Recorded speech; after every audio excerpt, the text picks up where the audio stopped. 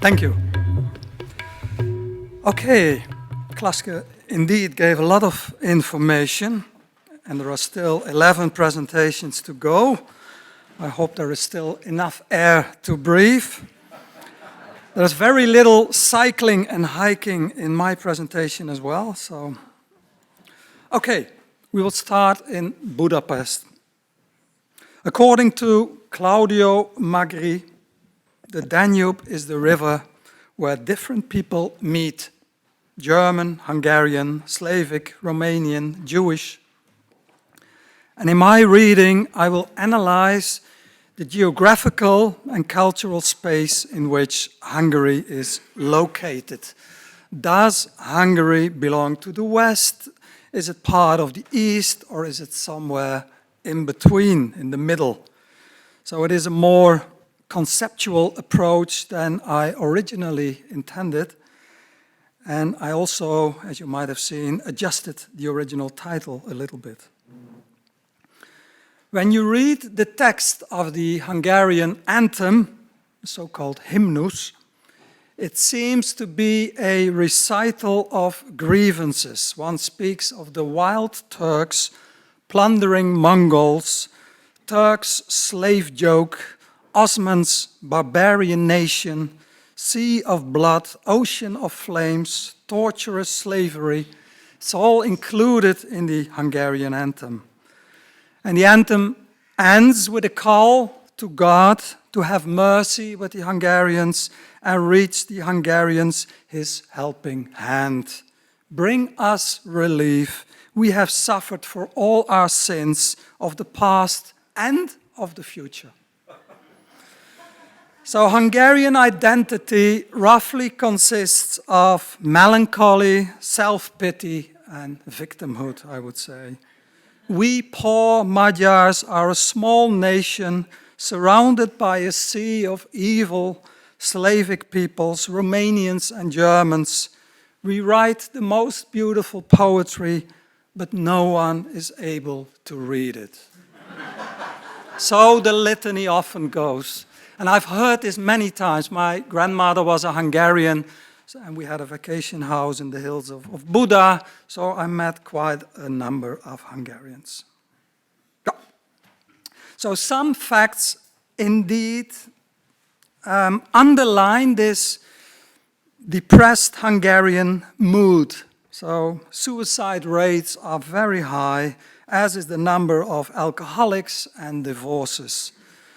Dutch journalist Cees Zoon once wrote an article in the Volkskrant titled, in Dutch, Een land vol kankerpitten, a country full of grumblers, I would say in English, in which he writes that Hungarians feel insecure, are wrestling with their identity, and have no faith in the future. And Zoon continues by giving numbers of suicides, divorces, and alcoholism that seem to underline this struggle with identity. So, that was all.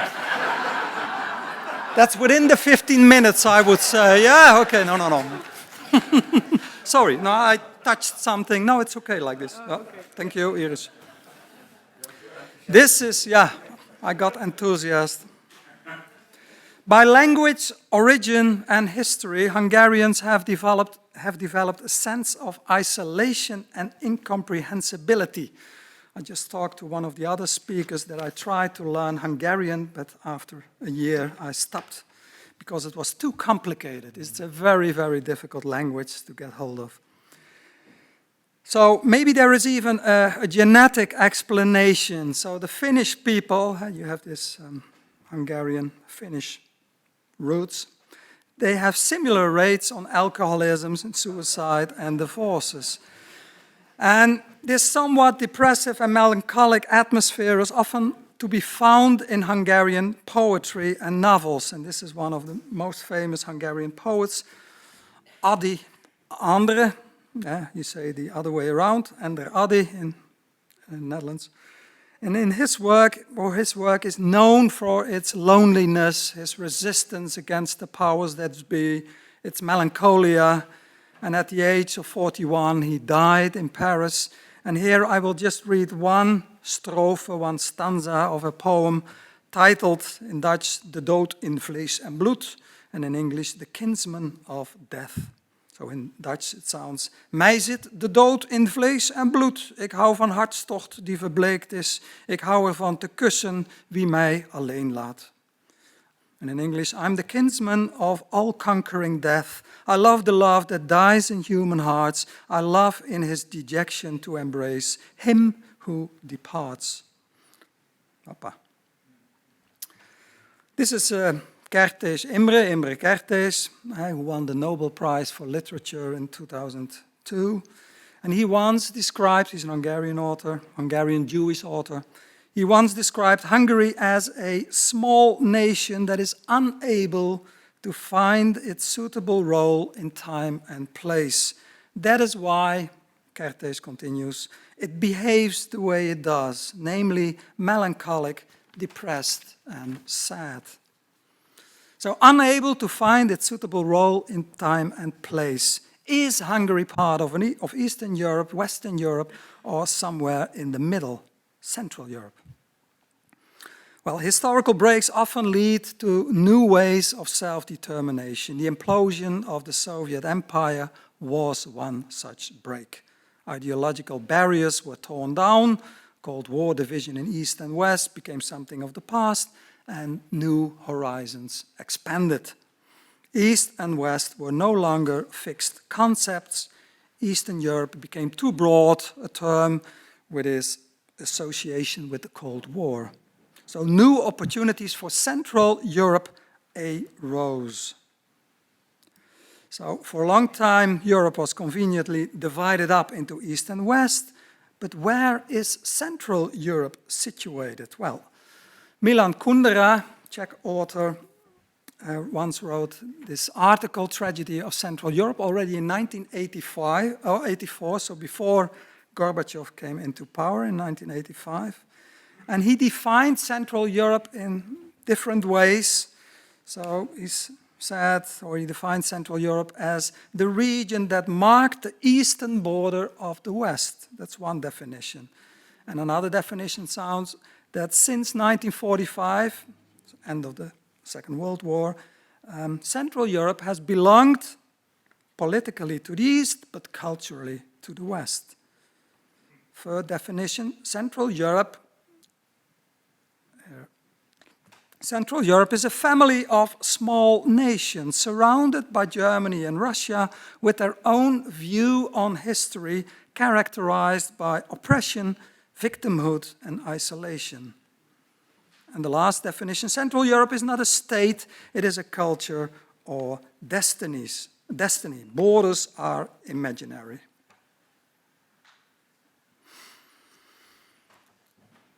The Hungarian-Austrian author Paul Lendvai wrote a book in 2003 titled The Hungarians, 1,000 Years of Victory in Defeat. And this book illustrates the fate of a Central European country like Hungary. So if you read this book, you will find out that from 1526 onwards, the Battle of Mohács, well, the Hungarians were ruled by the Ottomans for 150 years. After the Ottomans, the Habsburgs took over for 120 years. After the First World War, the Habsburg Empire vanished, of course, and European map changed. There was no longer a Habsburg Empire, and Hungary lost 2/3 of its territory with this Treaty of Trianon.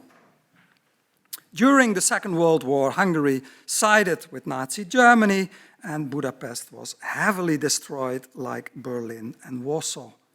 And from 1945 onwards, the country was occupied by the Soviets.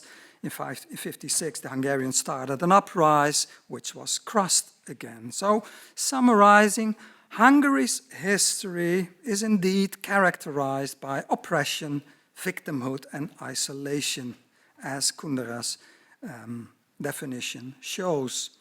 So here you have a few maps. You see this Habsburg Empire.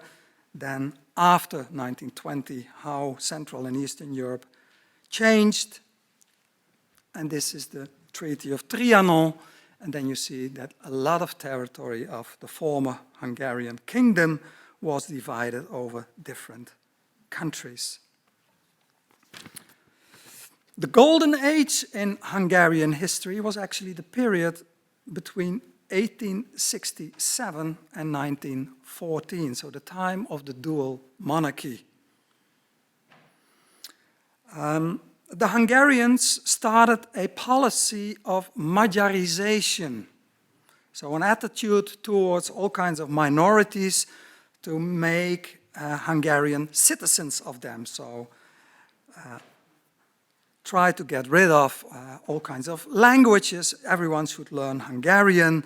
Budapest became the new capital from 1873 onwards, and Budapest around 1900 was a city of contradictories. I already mentioned that you had Buda and Pest. These two parts of former cities were brought together and a modern metropole developed. So there was a large division between the capital, Budapest, and the rest of the country, which was far more based on agricultural developments. So there was a strong feudal structure. And in Budapest, many languages were spoken. So until 1850, German was the dominant language in Budapest. And for quite a while, the Hungarians were a minority within the Hungarian kingdom. So Germans, Serbs, Romanians, Slovaks, Croatians, Ruthenes, and Jews, they formed a majority. And the position of Jews within the capital, especially within the capital, was very obvious, very clear. And some people even called Budapest Judapest, because a quarter of the population of Budapest was indeed Jewish, and they played a very important economic and cultural role within Budapest. But after 1920, this all changed, and the multicultural character of Hungary and Central Europe in general, I would say, disappeared. And now, if I want to show you some pictures, so this is the famous Gellert Hotel with Gellert Hill on the back. And in this hotel you will find wonderful baths. So this Turkish bath culture is very much alive in Budapest. So this is inside one of these baths. It's also a meeting place of homosexual people. So my grandmother always used to say, well, if you go in there, don't be too friendly with all kinds of people you will meet there.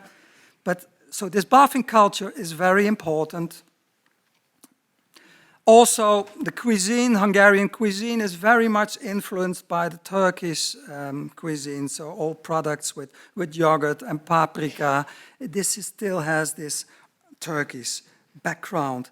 Also, you will find one of the largest synagogues of Europe in Budapest, which has been renovated in a wonderful style, as you can see.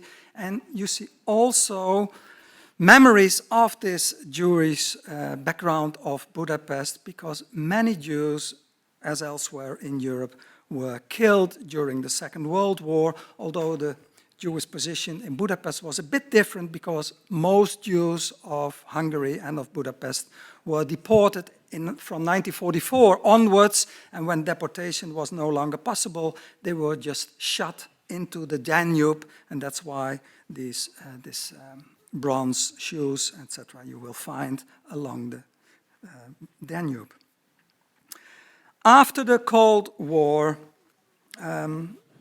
Hungary became a member of the EU in 2004 and finally returned to the West, to Europe. And this enthusiasm in the beginning was enormous, but this enthusiasm faded rapidly. So civil society today is still weak in Hungary.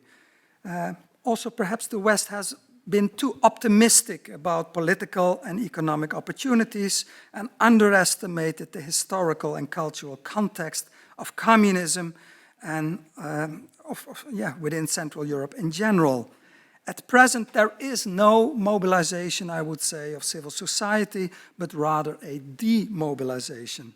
and former dissidents even speak about the decline of democracy in Hungary. Well, Mr. Orbán has openly announced that Europe's liberal democratic course has failed and that he wants to replace it with an autocratic, illiberal state based on national interests. And he views Russia, Turkey, and even China as a kind of role models.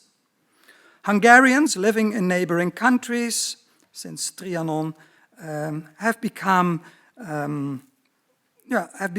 been given civil rights from Orbán, so they are seen as ethnic Hungarians who are part of Hungary, and organizations concerned with civil society are monitored closely and labeled often as foreign agents. So the famous Central European University had to leave the country and is now situated in Vienna.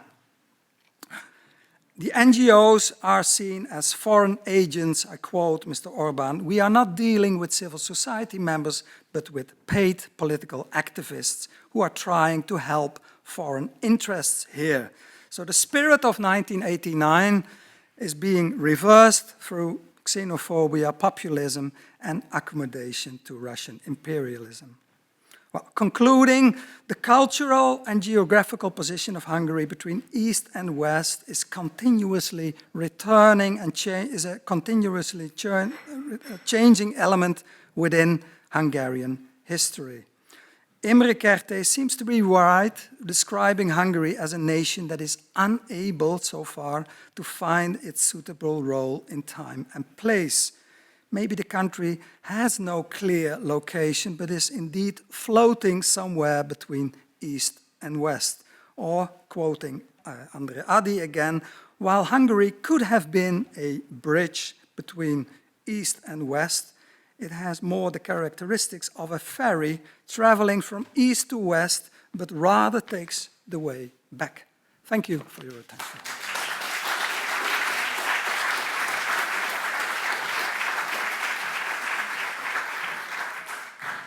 Thank you, Mr. van der Poel. There is now a Q&A session, and I would like to ask Klaske Vos to come to the front also. Maybe Ton or not both of you, because there is too much time. You perhaps to sit here, or would you like to ask questions? No, you can sit here if you want, but that means that you get a question to be answered. Okay, all right. Please sit now. No, you can sit here. There are mics here. Yeah. First question is coming from me, Mr. van der Poel. One of the definitions of Hungary, I think it was by Kundera, but I forgot, was victory in defeat. As a matter of fact, you were, in my view, describing Hungary as ongoing defeat. Where's the victory?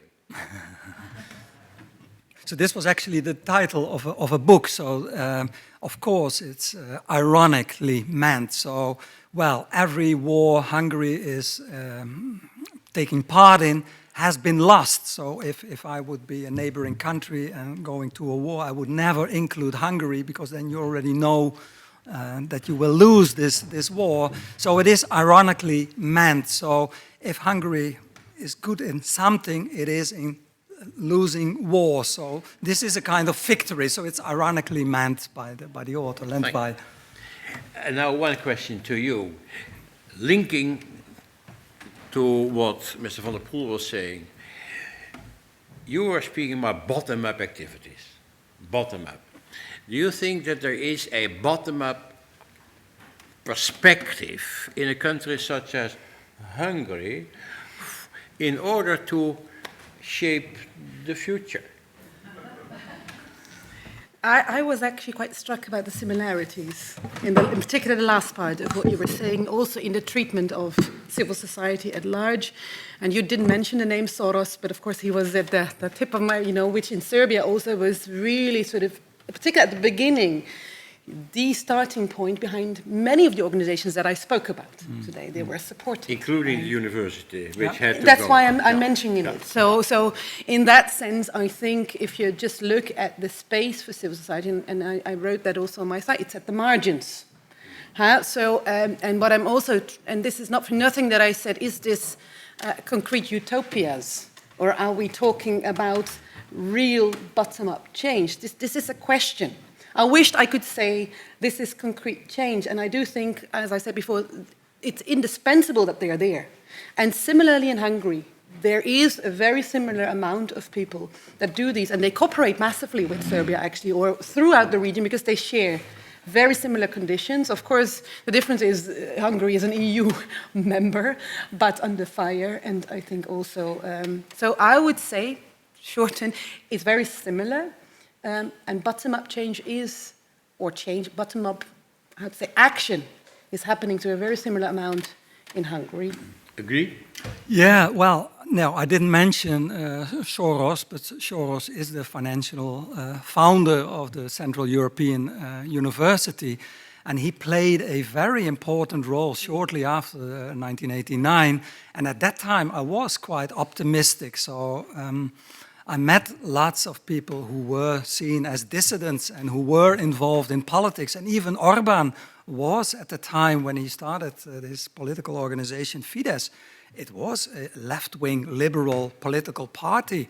And I met many people of them at the time. We even visited the Netherlands and wanted to get to know young politicians in the Netherlands as well. And they were particularly interested in D66. So this was the angle where they were looking. But well, through the years, they have become more conservative, more nationalist, and even a person like Orbán got a scholarship from the Central European University to study in Oxford.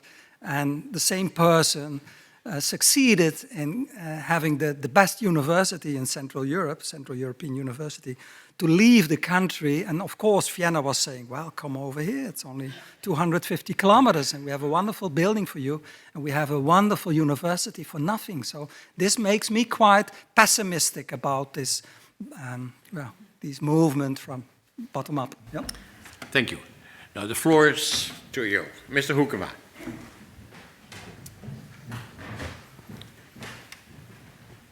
Thank you. My name is Jan Hoekema. I've been active in politics and also in art and culture as cultural ambassador for the Netherlands.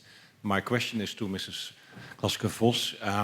Of course, I'm familiar, as we are all, with the power of arts and culture and the concept of arts and culture bringing breathing air into stable or old-fashioned political systems.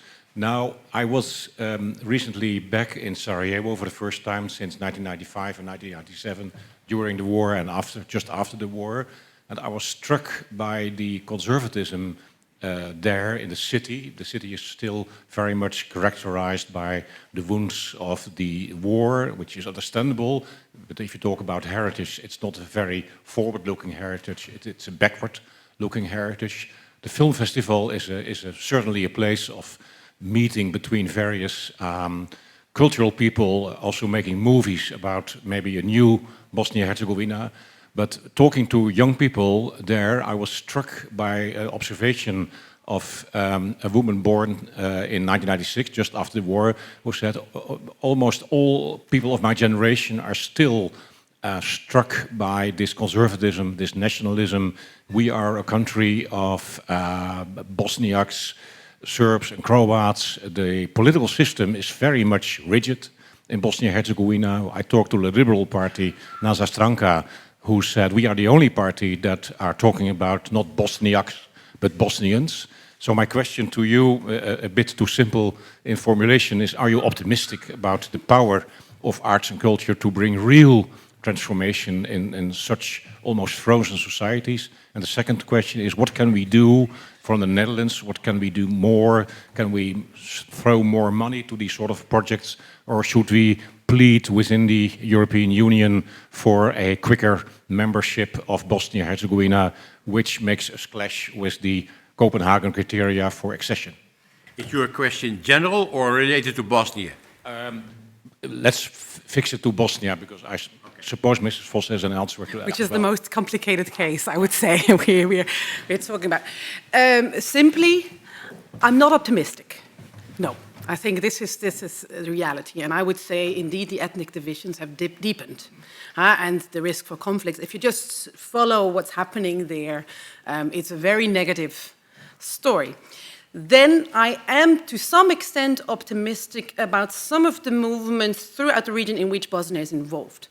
So you have Cooperativa platform, I don't know if you heard of it, that are growing recently. It has for a long time been relatively quiet. This is, to explain this, a platform where those different independent cultural workers, organizations meet to discuss how can we form a bigger movement to bring about change, because as organizations or on the state level, they are powerless. They're too marginal. So we see movements now that they are binding forces and as such learn from each other. And important in Croatia, I don't know if you followed, they have a new political movement that came from the culture and arts sector that managed to make things move. So we see that they are trying to connect by forces, and I'm still, it's a very difficult story, but things are moving, and the European Union is moving as well. So they have created a new funding mechanism for the Western Balkans, where they really say, okay, we need to think about the specificities of the region, and as such, then this allow for certain conditions under which these independent culture workers have more force. And the second question by Mr. Hoekeman, what can we do in the Netherlands? That was your question. Yeah. What can we? The thing is, I think it's very hard, also from the Dutch perspective, to make things move on the level of politics, and that's what we indeed, in the end, talk about. What I do believe, and this is something, for example, I've done in my own work. I have organized platforms, meetings where exchange could take place, make financially, and structurally help them with the tools to develop matters where the state or other organizations locally are simply not present. So a rather functional approach, allow them to develop the tools they need to become more forceful. I think that is the best concrete way. Thank you. To do something. I saw a hand over there, please. Can you get the mic? Great. Thank you. My name is Kate Clough. I come from Turkey. I'm the chair of the Culture Roots Society, and we maintain cultural roots within Turkey. We have also just been the recipient of EU funds for an arts project on cultural roots called Performance Arts on the Via Eurasia. And this involved 3 countries, Albania, Greece and Turkey. So we have some interface with the Balkans. So I'm speaking as a participant in European funding projects. And I would like to ask, guys, particularly, do you regard EU funds as a genuine means of promoting and supporting small organizations, NGOs, in creating a new pathway to a future? Or do you regard these funds as a safety valve for releasing steam of dissidents who might be otherwise employed? Wow. It's a difficult question, and also I think a question about what do I think or what I've seen. Genuine. So it is either positive or a safety valve. Third option, divisive. Irrelevant is the third option. Okay, please. It is a hard question, because I do think, if I spoke with many people on the European Union level, for example, it's about legitimizing their programs, legitimizing the fact that they can use their budget into cultural projects. And that results, I would say, very much in legitimizing narrative on what these programs should bring. And this is very much reconciliation, and I've wrote quite a critical piece on reconciliation in the Balkans, where the narrative of the European Union did not match what was happening on the other levels, where indeed it was often about releasing some steam, reconnecting, but rather functional ways of we want to perform. Like in your program, we want opportunities to develop things. And I think there are different levels of priority on different levels that do not often meet sufficiently. So whether it's genuine, I think it's also strategically, and it's about making sure that it justifies what the European Union stands for. And I think to some extent you can call that genuine. But how that very often results locally in the projects reveals, to my experience, huge mismatches of not understanding what's at stake locally, not understanding the conditions in which people have to work. And so what happens on the other level reveals a different picture. I don't know if I answered your question, but I do think there are a lot of layers at play here, and whether it's genuine or not, I don't think it's necessarily a lack of interest, it's also a lack of personnel. The European Union does not have, at least in what I've seen, which is also what happened with cohesion policy in Orban's case. Is it bureaucratic or political? Bureaucratic or political? I would say bureaucratical in this case. Also because it's very much related to funding schemes. Yeah. It's about making sure that you monitor it and that you follow the conditions. Okay. Yeah. Thank you. Thank you. I'm going to the next question, and that's you, please. Yeah, could you mention your name? When you speak for the first time, please mention your name. Yeah, my name is Mehmet Tuncu. I'm one of the speakers this afternoon. I have a question to Mr. van der Poel, because it was very interesting, but he touched, I think, one aspect of the Hungarians not very well, and that is their Turkic roots. Hungary is, as you know, now member of the Turkic States Union. Mr. Orban is there, always invited as one of the non-Turkish speakers. But also last week there was a big Kurultai 2 weeks ago. Kurultai means a big gathering of the Turkic peoples on Hungarian steppes. It's becoming a big movement, I think. And I would like to invite you to read. Yesterday there was a big interview and article in NRC Handelsblad about this Kurultai. So my question is, how do you regard this back to the Turkish or the Turkic roots of Hungary? Is it became a big movement, or is it a marginal movement? Well, I read the article, and they're very interesting and very frightening as well. They go back to their roots of Huns. Yeah. But Tine, the Hungarians, there is one legend that the name Hungary comes from the Huns. Yes. The floor is to Mr. van der Poel now, eh?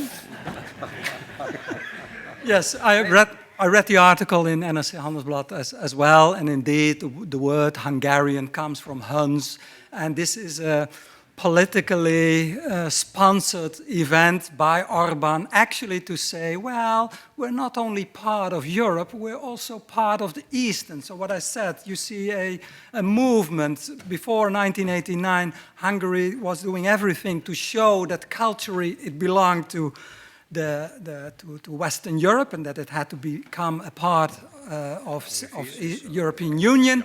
Nowadays, one has become a more illiberal state, and one shows, well, actually our background is more Eastern-like. And what I said, so he is he's quite happy with Erdogan and with Putin and other more autocratic leaders. So he likes to mirror himself into these persons. So I would say it is political and national and at the same time marginal, because many Hungarians actually become quite angry when you say, well, you're actually Turkish, aren't you? And the language even sounds a bit Turkish, isn't it? So I would say it's marginal. Thank you. I'm going to stop now because we have a break for water on the program, 10 minutes. I'm going to reduce it to 3 minutes. So the water is over there and we start strictly at